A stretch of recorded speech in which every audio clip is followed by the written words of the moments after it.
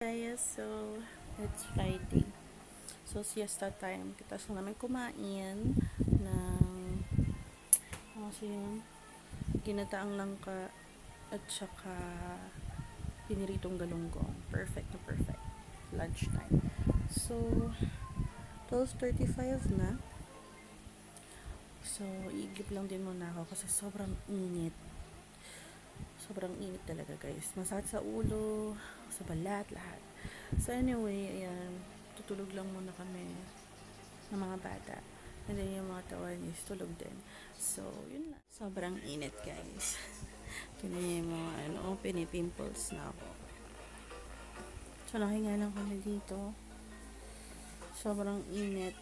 Sobrang init pag lumalabas kami. So, yan lang. Hinintay namin yung graba at saka yung hangin kasi sila makapag-start mag-flooring. So, yan. Sobrang gastos kumuha ng bahay. So finally, dumating na yung lupa, yung bahangin na in-order namin. Si Tantan, ang ingay. Hi. So, ayan. Papakita ko sa inyo yung ginagawa. So, tapos nang gawin to, niretouch lang to. Then, yung sesame is pinalitan lang ng bago. Kasi, ano na. And then, new paint. Diba? Ang gastos. So, ito yung ginagawa nila ngayon sa front house.